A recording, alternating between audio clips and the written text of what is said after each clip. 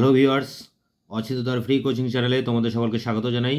আজকের এই ভিডিওটিতে তোমরা যারা নেতাজি সুভাষ ওপেন ইউনিভার্সিটিতে ইউজি বিডিপি কোর্সে সেকেন্ড ইয়ারে পড়ছো, তোমাদের যে CC-H1-8 পেপারটি রয়েছে ইউরোপের ইতিহাস, এই পেপারটি যে সাজেশান 2023-24 সাজেশান নিয়ে আলোচনা করব।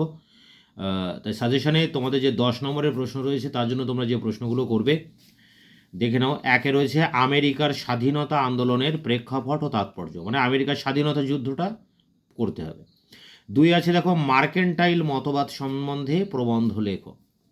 3 আছে ইংল্যান্ডে 1688 খ্রিস্টাব্দের গৌরবময় বিপ্লবের প্রেক্ষাপট ও তাৎপর্য কী ছিল।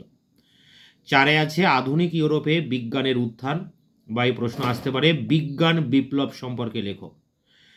5 আছে ইংল্যান্ডে কেন প্রথম শিল্প বিপ্লব হয়েছিল, বা এটা না এসে এটা দিতে পারে ইউরোপ মহাদেশের শিল্পায়ন, সেখানে জার্মানি, ফ্রান্স এবং রাশিয়া তাদের শিল্পায়ন দেখাতে হবে এবং ইংল্যান্ডের সাথে তার তুলনা করতে হবে, ইউরোপ মহাদেশের সাথে ইংল্যান্ডের শিল্পায়নের যে পার্থক্য।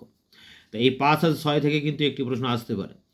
সাথে দেখে নাও কি আছে। সাথে আছে বিজ্ঞান প্রযুক্তির উন্নতিতে কিভাবে শিল্প বিপ্লবকে ত্বরান্বিত করেছিল।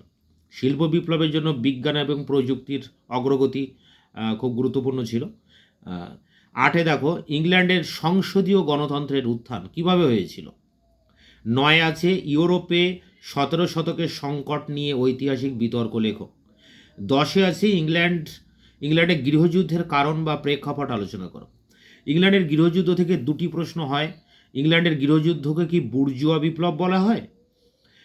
পরেরটা দেখো 17 শতকে ভূমধ্যসাগরীয় অর্থনীতির পতনের কারণ, এবং ভূমধ্যসাগরীয় অর্থনীতির পতনের মধ্য দিয়ে আটলান্টিক মহাসাগরের অর্থনীতির আবির্ভাব হয়।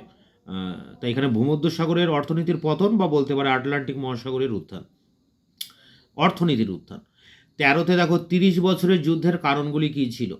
আর 30 বছরের যুদ্ধের পরে ওয়েস্টফেলিয়ার শান্তি চুক্তি হয়। সেই ওয়েস্টফেলিয়ার শান্তি চুক্তির শর্ত তাৎপর্য কী ছিল। এবং শেষ প্রশ্ন, জিওফ্রে এলটনের সঙ্গে তুমি কি একমত যে ইংল্যান্ডের ধর্ম সংস্কার আন্দোলন ছিল একটি রাষ্ট্রীয় পদক্ষেপ? তো এখানে 15টা প্রশ্ন আছে।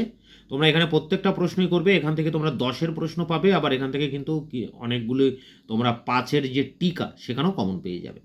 টিকা 5 নম্বরের টিকা করতে হবে। তার জন্য তোমরা করবে বোস্টন টি পার্টি বা বিল অফ রাইটস। দুটো আলাদা আলাদা প্রশ্ন, আমেরিকার স্বাধীনতা যুদ্ধের উপরে রিলেটেড এই কোশ্চেন দুটি এখান থেকে আসতে পারে। রোমে বিজ্ঞানের অগ্রগতি বা বিকাশ, রাশিয়ার শিল্পায়নে কাউন্ট উইটির ভূমিকা, বা আসতে পারে পরিবহন বিপ্লব, শিল্প বিপ্লবের ক্ষেত্রে পরিবহন বিপ্লব কতটা গুরুত্বপূর্ণ ছিল, বা কৃষি বিপ্লব, এগ্রিকালচার রিভলিউশন কতটা গুরুত্বপূর্ণ ছিল।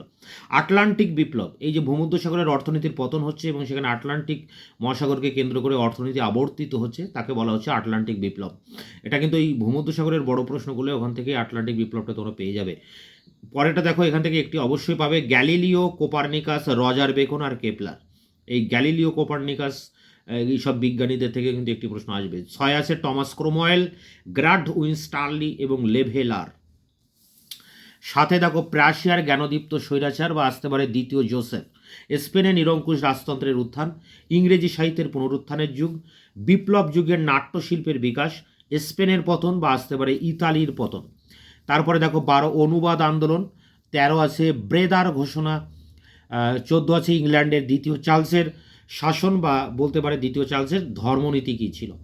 15 আছে ইংল্যান্ডের বস্ত্রশিল্পের পতন, এবং 16 আছে ইংল্যান্ডের রাম পার্লামেন্ট বা ইংল্যান্ডের প্রোটেক্টরের শাসন। তাই এখানে 16টা প্রশ্ন থাকলেও তোমরা প্রথম দিক থেকে 10-12টি প্রশ্ন অবশ্যই করবে। এখান থেকে তোমরা কিন্তু 5 নম্বরের প্রশ্নগুলো কমন পেয়ে যাবে। তোমাদের আর বাকি যেসব পেপারগুলো রয়েছে সেই পেপারের সাজেশন আমি আমার এই চ্যানেলে দিয়েছি, তোমরা পারলে সেই ভিডিওগুলো দেখে নিতে পারো।